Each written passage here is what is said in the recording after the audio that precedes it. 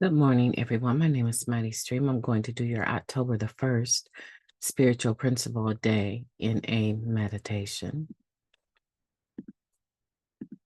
The title of the meditation for today, Compassion as Contrary Action. Our instinct is to meet disease with disease, but when we meet it with love and compassion instead, we create an opportunity for recovery. That comes from the Guiding Principles book, Tradition 1, for members. As harmonious as we may wish Narcotics Anonymous to be, there are times when another member's behavior really gets under our skin and seems to demand that we respond in kind. Maybe they tear into us verbally or try to goad us into a physical altercation. A member's actions can place our meeting's location in danger. We've also seen members try to undermine a group decision.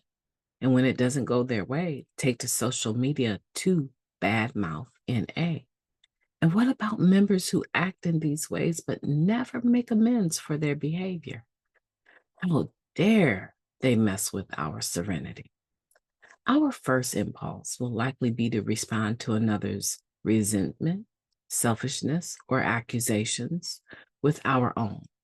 We can, however, cool our own fury and consider its source. Meeting another's disease with compassion means that we suspend judgment.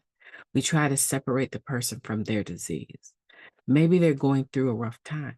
Maybe we unintentionally disrespected them and they don't know how to express their pain in another way. Maybe they are afraid of being wrong and looking uncool in the face of controversy. Maybe they're just misinformed. And maybe we're more alike than we care to admit. Bingo. At the end of the day, we are all recovering as best we can. Having compassion for another doesn't mean we ignore issues that arise. With unity as a priority, we end up practicing a lot more acceptance than our disease would otherwise have it.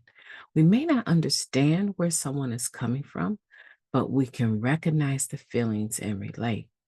Ideally, our response will consider what's best for the common good. With practice, we spend a little less energy contemplating how we might meet disease with disease. We learn the benefits of responding with compassion instead.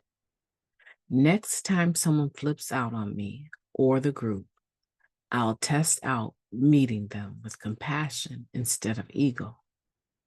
What's best for the group is best for my recovery. Let's take a moment of silence, followed by the we version of the Serenity Prayer. Moment of silence now. Thank you. God, grant us the serenity to accept the things that we cannot change, the courage to change the things that we can, and the wisdom to know the difference. Just for today. Please and thank you. Compassion is contrary action. So we're talking about not responding so quickly to situations that we might come across in with our disease, right? All of those things that go towards self-centeredness, right? Being at the core of our disease.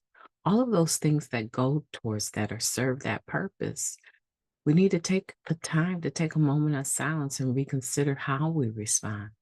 Because there have been many of meetings that have closed because all of the members coming to that meeting had no check in their system, in their bodies, in their mind, and their heart, that this is not the way that we conduct ourselves in NA. And so they just respond anyhowly. And a lot of times police would have to get involved. There's even been shootings at some of our meetings. And you know, those meetings shut down as well, right? And so we're affecting the recovery of others by our behavior. And we're also affecting our behavior. If you're an individual that you tend to fly off the handle and your first response is always, that was my disease, I challenge you today not to meet disease with disease. but to meet it with compassion. Even when you're seeing someone, they're clowning in the meeting and you see it. You know the backdrop, you know the story, you know the couple has been going together and then he finds out she's been cheating or the other way around, and they want to use the meeting as an atmosphere, right? To sort out their differences in what they consider a safe environment. They're not anticipating that the police will be called. When you see that, no, we don't wink at it because our meetings need to be an atmosphere of recovery. But can we relate to the feeling that they're having? The fact that they feel abandoned and rejected? Can you relate to that?